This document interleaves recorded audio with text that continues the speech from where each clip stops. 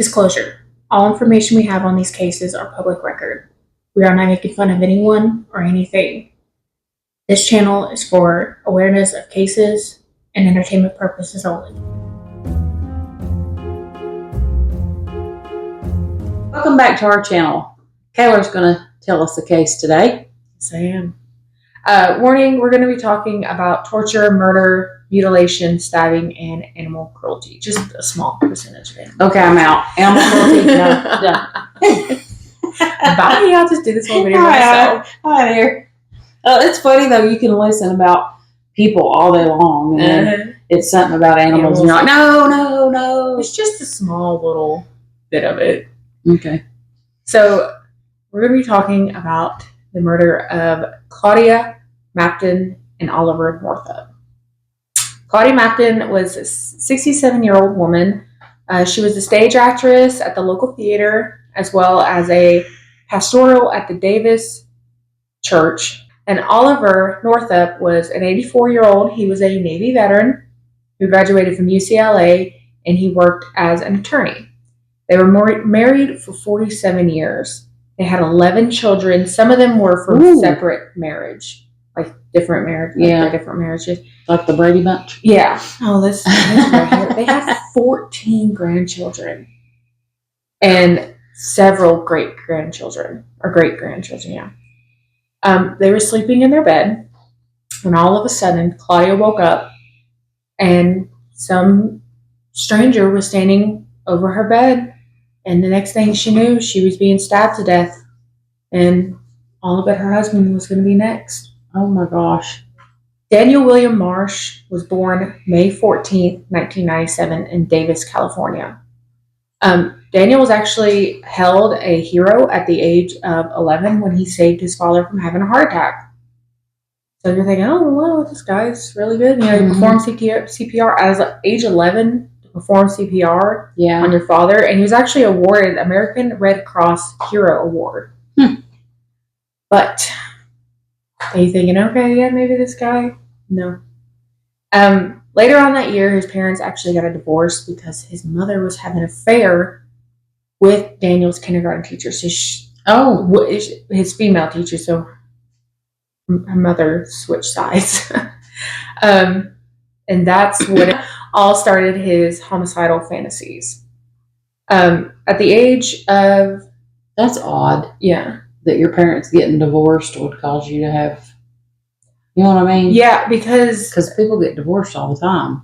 He felt anger at his mother. So, like, whenever they got divorced, he felt the anger and everything. And he actually plotted to slit her throat or strangle her to death. Yeah, see, I mean, when your parents get divorced, like a lot of people's parents get divorced, but like you don't, you know, most kids or young adults don't think about, you know, slitting their parents' throats. I mean, I'm sure they're, you know, you're hurt and upset, but I think when somebody's like that, there's something else not switched in your brain right. You know what I mean? Yeah, I don't know. This kid, I call him a kid because when he did this murder, he was 15, 16. Yeah. And this all started at the age of like 11. So he like felt anger for his mother and he like wanted to kill her because of the affair and everything like that. And he also started having dreams about killing people. At the age of 11, he told a therapist about fantasies of torturing people and his desire to make those fantasies come true. He was actually diagnosed with adjustment disorder and depressive mode. In the 7th grade, he began threatening physical harm, and he was put on antidepressant medication. So he was put on a lot of medication throughout the next few years of his life. Yeah. And that couldn't also mess up the chemistry of your brain too, being on all that type of medication. Well, plus you're a kid and your brain's still developing, so you're messing with it anyway, and it's trying to... you know, develop and do its thing, and you're messing it up. When he entered his teenage years, he began using alcohol and marijuana and all that stuff. And he went back and forth to his parents' house a lot. I mean, that's what a lot of kids did during divorces and everything. I really don't know. My parents are still married, but I know a lot of people that's like, oh, I got to go to my dad's on this weekend or whatever. and when he was 14, his father actually kicked him out of the house because of his drunkenness and everything. So his father was fed up with it. And he's like, Yeah. get the hell out of here. And he ended up going living with his mother. And his mother was completely oblivious to it. It was like she really didn't care. Yeah. She was kind of like, whatever, I'm out here having fun with my new woman. At the age of 14, he actually became anorexic. That's unusual for a guy. Mm-hmm. I think it's because of all the medication and marijuana and all that. He was actually sent to a treatment program, and he weighed in at 93 pounds. Ooh, how tall was he? Do we know? He looks tall from the photos and everything I've seen. He's pretty tall. Oh. He was there from December 29th, 2011 until January 25th, 2012. He was put on more medication for his antipsychotic because he started having out-of-body experiences. Like, what's that? What is that word called? It's like some type of something, not sleep paralysis, would you say? I don't know. It's like when he goes to bed, he's having these out-of-body, so he like sees himself laying there and he's like having all these weird things. You know what I'm talking about? Oh, yeah. I don't know. I'm not sure what that is. Yeah. You can look it up and put it up here. Yeah, I'll put it here if I'm correct. I think it is sleep paralysis or something like that. Yeah. He would actually, after all that, he was going to school because he's a kid. He goes to school.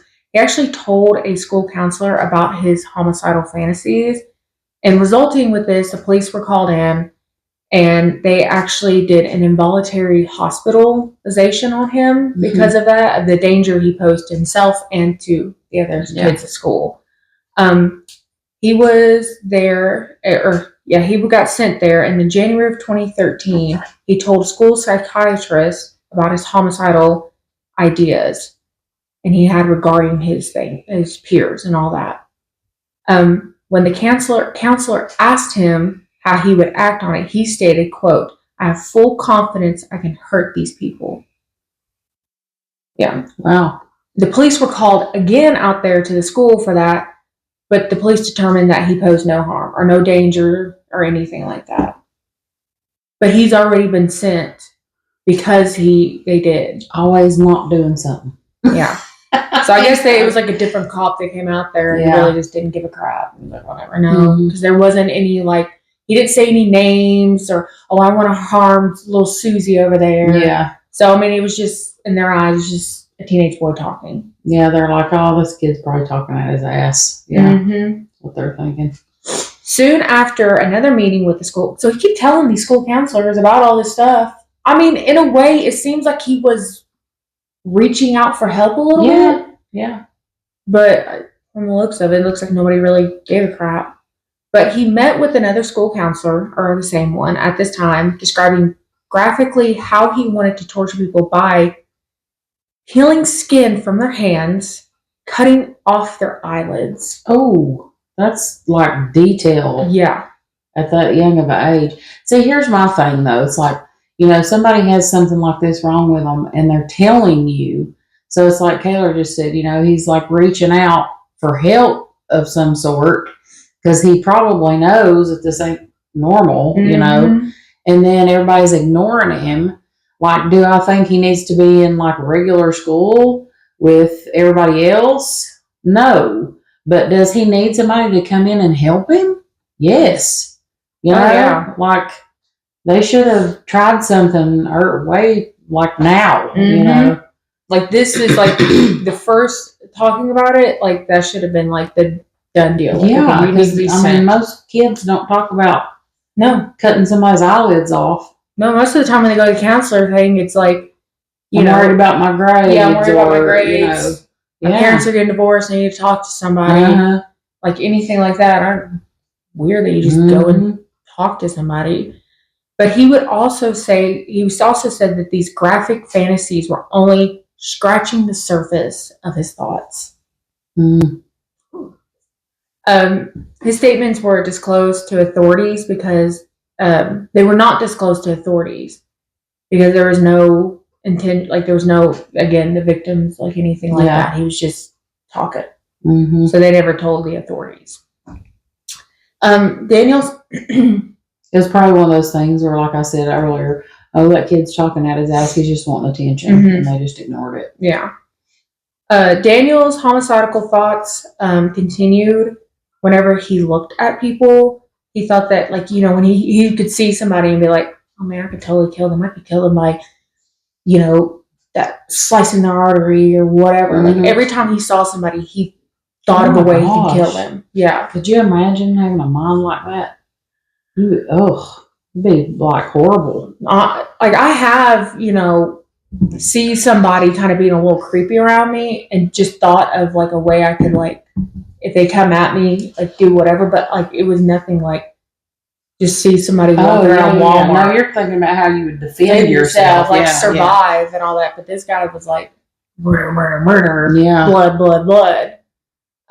He also had fantasies of school massacres, and he was desired to be a serial killer. Like, he wanted to be a serial killer. And like in art class, he would draw like graphic photos and like details of how he would kill people and everything. And like he would also like he would tell his friends this. He wasn't quiet about it. Like, you'll find out later on that he tells people everything. And like if he said that he was ever caught, he would play insanity. Yeah. He also idolized Ted Bundy, Jeffrey Dahmer, and other serial killers. Like, he was obsessed with all of them. Beginning in 2012, he became preoccupied with this website called bestgore.com, a website that promoted gore pornography and amateur videos, actual gore events. So he was like really into it. Like, he would be on that website all day, every day. Gross. Yeah. He would also start setting fires and engaging in animal cruelty. His violent behavior began against animals when he killed a cat. And according to one of Daniel's friends, he strangled the cat in the street. And his friend asked him, like, why'd you do that? And he said, quote, well, I just wanted to. I just hate that cat, end quote.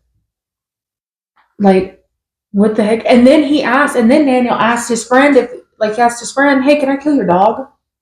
Oh my word. And his friend was like, no. Like, no, what the heck? You crazy MFer, you can't kill my dog. So Daniel killed the cat. He also kicked a dog and he killed a raccoon. Like, why go for the animals? They didn't do anything to you. Serial killers, most of them do go for animals first, especially when they're young. It's like the first thing they try on, you know. Yeah, it's like this guy is the textbook serial killer. Like, it's the thought of the killing and everything. It's the setting the fire is also a key thing for it, and animal cruelty. Yep. According to Daniel's confession later on the night of April 13th, 2013, after years of just this homicidal urge, he had enough. Like, he was like, I'm done. Like, this, you know how like you're sitting there and you're like, man, I really want like a cookie. And you're like, I don't need it. And finally you just give in to it. You're like, I'm going to eat that damn cookie. That's how he is. Like, that's how he was. He was like, he was just fed up with it. So when Daniel was 15, he decided to live out his violent fantasy and kill someone. He had planned out the murder. This is how, like, I don't know if he just from seeing other serial killers or whatever, but I mean, he thought it through. He was smart with it. He taped the bottom of his shoe so he left no footprint behind. He wore all black clothing. He wore gloves, so no DNA or anything was left behind. And he left the house. On April 14th, between 2 a.m. to 3 a.m., he left his mother's house and he roamed the streets of Davison and searched for a home that was open up. Like, he was just kind of walking down, and apparently he searched between 40 to 50 homes. Oh, wow. Trying to find, you know, an open door, open back door, an open window, like anything like that. Until he stumbled upon Claudia and Oliver's condo. There was a window that was open with a screen in it. And when he left the house, his choice was a buck knife. I guess it's like some type of, I don't know, I guess it's a kitchen knife or whatever. I'll show a picture of a buck knife here. But he armed himself with that. So when he found the window, he sliced out the screen and climbed through. And he was set in the living room. Like, so he broke in, sat down in the living room until he heard snoring coming from the bedroom. Oh, that would be so. Oh my God, I don't even know. Like, can you imagine, like, sleeping in your own home, in your own bed, where you feel the most safe in the world, and somebody you don't know is literally sitting in your living room on the couch waiting to kill you? That is like horror movie shit right there. That's horrible. It's so that's awful. Bad. I mean, just to even think that, you know, even if you weren't murdered or anything, but like later on you find them in the morning that, you know, even when somebody's been broke in your house. Yeah, it's like you feel violated or something, you know. Yeah. So he sat in the living room until he heard snoring coming from the bedroom. He followed the snores until he made it to the bedroom and found Claudia and Oliver asleep in the bed. He stood over the bed for about 10 minutes watching them sleep until he decided like how he would kill him and everything. So he's standing there thinking of how he's going to do this, all that stuff. And at some point, Claudia woke up and saw Daniel standing there. Daniel also stated that he was nervous but excited and exhilarated. Like when he was standing there thinking about, okay, how am I going to do this and all that. You know, normal people feel that way when you're about to ride a roller coaster. Yeah. Not murder somebody. Not murder somebody. Yeah. So he stood there watching him. Claudia woke, started screaming, of course. And with that, he just started stabbing her. He stabbed her in the torso. And he was just, you know, stabbing her to death and everything. And she was screaming for help and begging Daniel to just stop and all that. And he didn't. Yeah. Daniel also later on told investigators that her cries helped him motivate him to attack her more. And Daniel later recalled that the old lady just wouldn't die. So he's saying they're just stabbing. She screamed for help. And it's like, he's like, yes, like scream. Like all that. Gosh. With all the screaming and everything, Oliver, her husband, actually woke up, and then Daniel turned his sights on him and started stabbing him until he was dead. Daniel later told investigators he continued stabbing Claudia and Oliver after they had died. He said it just felt right. Like, no, that's just not right. It doesn't feel right. Claudia suffered 74 stab wounds around her body, including 74 wounds around her body, including those were 67 of them were the stab wounds. One of the stab wounds actually knocked out a tooth. Like that has to be some force to knock a tooth out. Like, oh my gosh. And Oliver suffered 65 separate wounds ranging from his head to his legs. 61 of those were stab wounds. So in total, they over 128 stabs to his victims. Like that. You know how we were talking about, you know, Casey's thing and all the stabbing of hers? Yeah. Like just thinking, I mean, how much they did, like what, 30 or something like that to them? Like 128. And I mean, you're full force. Like over and over and over again. Like that, you know, that's like, that would take quite a while. I mean, if you're just, I mean, that, he's doing this for at least, you know, a minute. And it's like, a minute's a long time.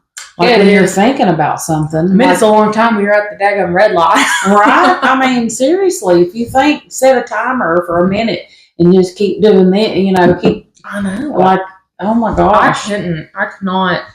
No, that's crazy. It's like you think you'd have time to think about, what am I doing? You know, because it's such a long, you know. He didn't think, like, he had no remorse or anything.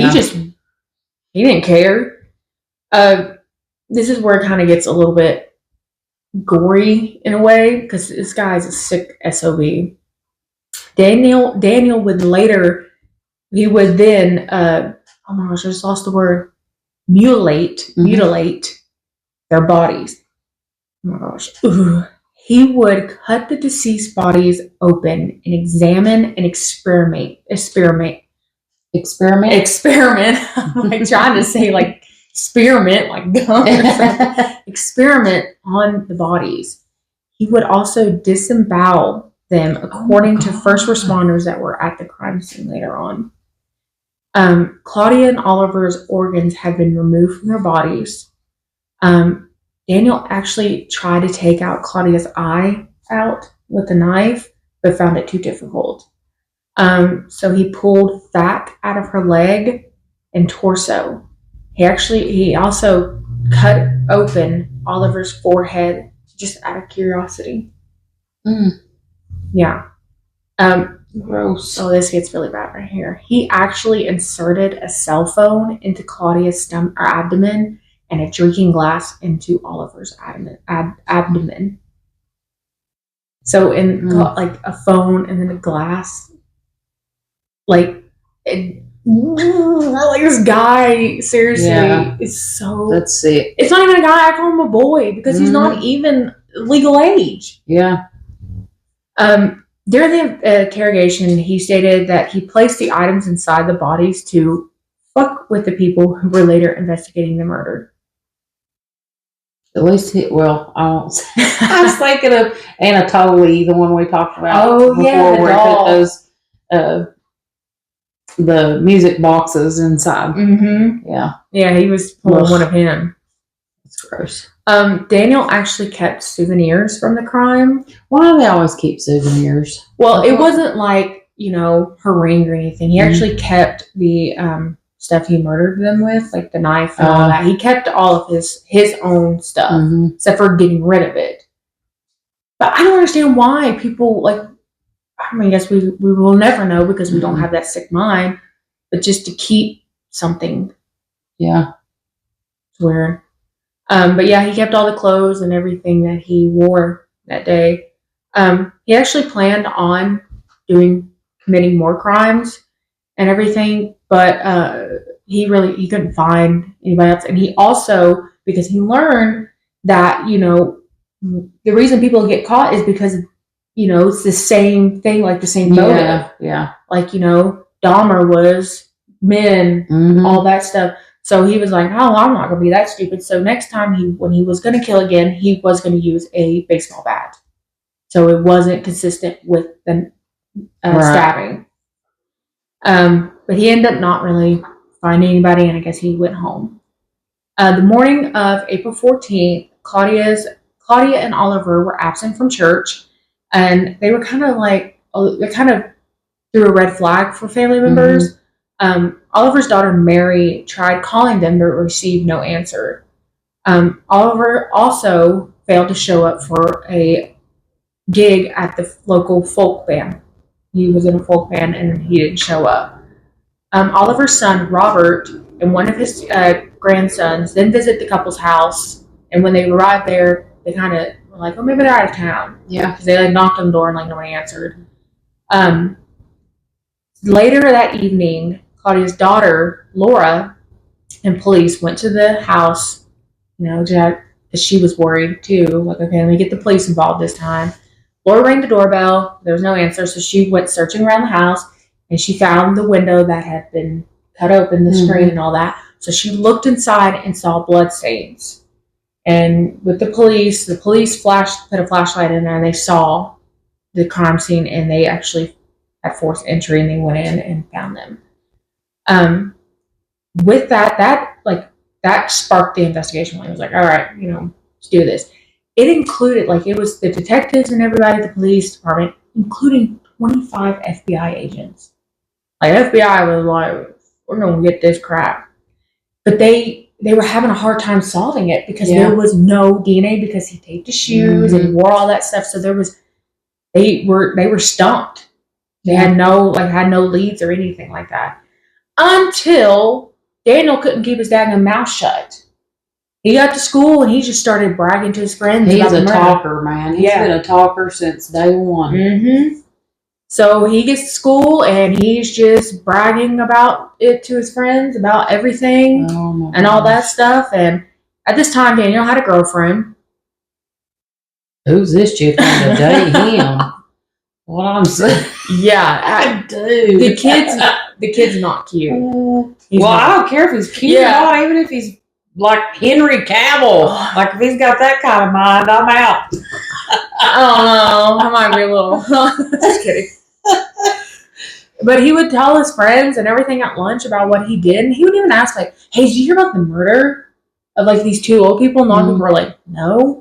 I mean, most young people aren't watching the news and listening to things that, murder and stuff. I mean, yeah, and like he like his girlfriend asked her first, she was like, "No," and then he would like, "Oh, well, let me tell you about it." Mm-hmm. Blah blah blah, and he would just be like, "Yeah, I murdered them. I cut them open. I did this. I did that. I blah blah blah," and he just was on and on and on about it. And he would just explain how great he felt about it. And he actually said that it was better than sex. And it lingered for like weeks after. And of course, people didn't believe him. Because, I mean, he's just... Well, nobody's believed him since day one. He's been talking and talking and talking, and nobody's paying attention to him. Yeah, so nobody really believed him and everything. And he actually ended up showing one of his friends, like, the souvenirs, like the knife, the outfit, the shoes, the everything like that. And Daniel and his girlfriend, like, Daniel's girlfriend and a friend got together and they were like, "Yo, did you hear what Daniel said?" Mm-hmm. Like, "Oh my gosh, like, what are we going to do?" And they were so scared to go tell the police. Because they were so scared out of fear of Daniel. Because he's a messed up mofo. So they were like so afraid that the friend actually was like, "Okay." If I'm 15 years old, then I'm in school, and there's this guy, and he's running around, and all he talks about is murdering people, and, what is in his mind, and, this and that, and that he's, like, killed a cat, and set stuff on fire, and he's like, I'm going to murder everybody in here one day. Why are you friends with him? Why are you dating him? I know. What is going on here? I know. I'd be staying as far away from that MFer as I could. For real. Like, this guy is just, I don't even know. Like, he's insane. Yeah. Like, there's I'd be scared to death, too. I'd be trying to not be around him. No, I mean, from going to saving his father's life to taking lives. Like, find something else to do. Crazy. Go do some puzzles or something. Like to murder people. I like doing puzzles. I do too. I'm not doing one in a long time. We should get one. Yeah. Okay. But so the friend was like, "Okay, I'll go talk to Daniel's dad." So he goes and talks to Daniel's dad. What does his dad do? Don't believe him. Nothing. Yeah. He doesn't believe him. The nothing thing is getting ridiculous. Yeah. So with that, I guess the friend finally grew some nuts. Yay, friend. And he went and told the police. And the police, talked to him and questioned him at the police station for several hours. Finally, they arrested Daniel the next day on June 17th. On June 17th, a high school resource officer was brought in. Daniel was taken to the resource officer brought him into principal's office. Principal's office then was there with Daniel, and they were interrogated, or he was interrogated by Davis detective Ariel Pineda. I think I'm saying that correctly. And FBI special agent Chris Campen. At first, he denied it about the murders and everything. He was trying to talk his way out of it. And then he started crying and pleading with Chris, the FBI agent, to believe him and be like, I didn't do it. Like, you're just sitting around bragging about it and everything. And then you finally brought in and questioned about it, and you're denying everything. Well, here, he's like running around from day one. I'm going to do this and I'm going to do that, and I feel this way and I feel that way, and I'm going to shoot people and I'm going to stab people and I'm going to do, and then when it comes down to it and he does it and he gets confronted about it, he's going to cry. Yeah. Yeah. It kills me. Like, all these people, they talk all big, bad and everything, and then the moment they're like, oh, didn't do it. Uh-huh. But after 3 hours and 38 minutes of questioning, he finally confessed to it. And boy, he didn't get far in his serial killing spree, did he? The only reason why his friend also finally went and told the detectives and everything is because Daniel threatened to kill again. With that too. So I guess with that and like the mixture of the father not listening and everything, a friend was kind of like, okay, like he said he's going to kill again. That friend might have saved countless people. Mm-hmm. Thank goodness he or she spoke up. For real. Power to you. Mm-hmm. He stated, quote, during everything when he finally confessed, he said, that night, I just couldn't take it anymore. I had to do it. I lost control. And Daniel admitted to hunting down for people to kill and to breaking, and then told, they broke into the couple's house and everything. And he stated, I just went to their room, I opened the door, and when I just kind of stood over their bed watching them sleep for a few minutes, my body was trembling. I was nervous, but excited and exhilarated. Exhilarated, that's where I was actually going to do it, and I was there, and it was finally happening, end quote. Weird ass motherfucker. Mm-hmm.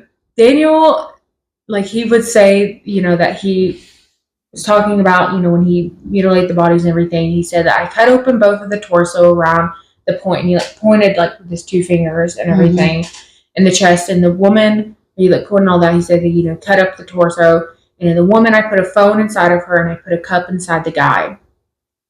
So he admitted to everything. Mm-hmm. He also stated that he was pure happiness and adrenaline, dopamine, just all of it rushing over me. And I'm not going to lie, it felt amazing. He also stated that the positive feeling was most exhilarating, enjoyable feeling that he'd ever felt. Like he was just so high up on it. Yeah.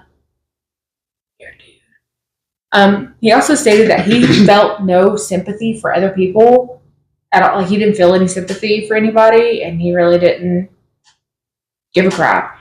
And Chris, the FBI agent, asked him, quote, you mentioned pretty much everyone you meet you thought about killing and how you would kill them. So, how would you kill me?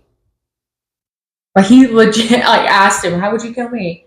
And Daniel answered, just a lot of ways. Choking you to death with your tie, beating your face into the mirror until it broke, using the glass to cut your arteries, gouging your eyes out, and just smashing your face into the wall. Nothing personal. Oh my word. Like he was just I would do this, and this, but nothing personal. Mm-hmm.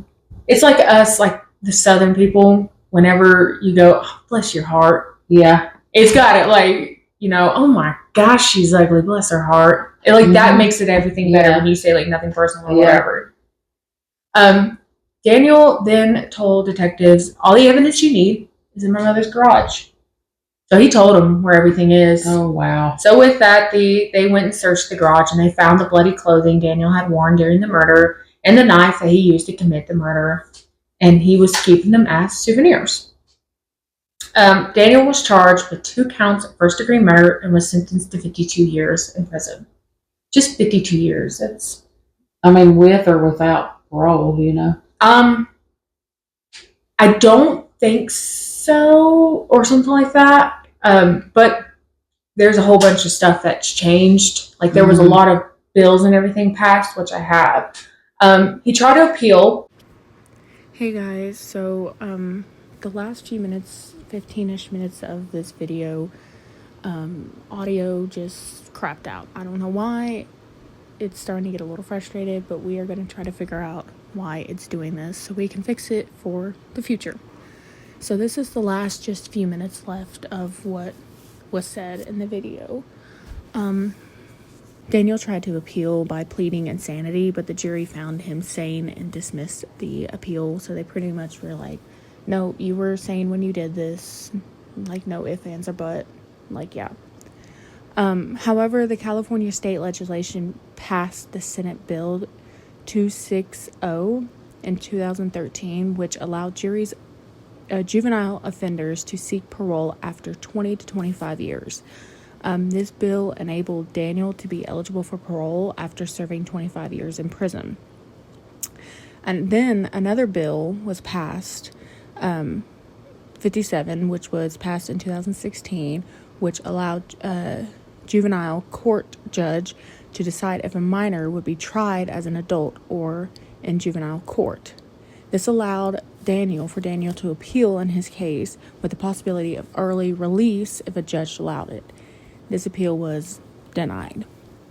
Daniel also had another hope for a chance of early release when Governor Jerry Brown passed Senate Bill 1391 in 2018. The bill prevented minors from under 16 from being tried or convicted as an adult regardless of the nature of the crime, which I think is absolutely ridiculous. Like, if you're at the age that Daniel made the decision to do what he did, like, no, he didn't think as a kid, yes. I think this bill's stupid. Daniel's attorney saw an opening and appealed with the new law should apply to him, as well. It was brought before district court, granted, will be released. If it was granted, he would be released, turning 25 in 2022. This case dragged out in court for almost 2 years before it was finally dismissed in September. So he's still in jail. Now, this piece right here, the murder of Claudia and Oliver attracted national attention, which featured on 48 Hours on May 16, 2018. And Daniel, I don't know why he did this. I mean, it's horrible. A video was uploaded of Daniel giving a TED Talk.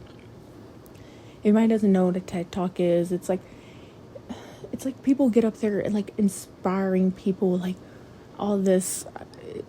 TED Talks there's some really good ones out there, and then there's some really, like this one right here. So he did a TED Talk, and it was titled Embracing Your Humanity. Daniel spoke of an alleged hardship he had experienced and declared that he had reformed and deserving of another chance.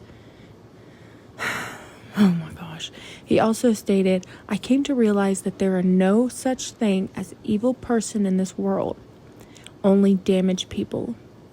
The video was deeply upsetting to Claudia and Oliver's family, and then it was taken off YouTube within just 2 days. I don't think he deserves another chance. Like, everything started when he was a young age and everything, and no. Like, you did what you did. You need to stay in jail. I'm sorry. Sorry, not sorry. Daniel actually remains incarcerated at Richard J. Oh my gosh, here we go. Novota, whatever, correctional facility in San Diego, and he's not eligible for parole anymore. He's just going to serve out the rest of his time. So, anyways, then again, I'm so sorry about the audio, and we will be working to fix that. I don't know if we're just going to have to get new mics or anything like that. As you can tell that I am doing this little voiceover thingy by myself because poor Renee has injured her neck, and it is pretty bad, bless her heart. With her injury and everything, we will not be releasing a video for this coming up week. So there will be a week without a video, and I am sorry about that. Renee needs to heal her neck, and if anybody's ever out there had a neck injury, it is the worst thing ever, and she looks pretty bad. So with that, we will see you in next week's video. Anyways, have a wonderful day, and we will work to get this thing fixed. Bye bye.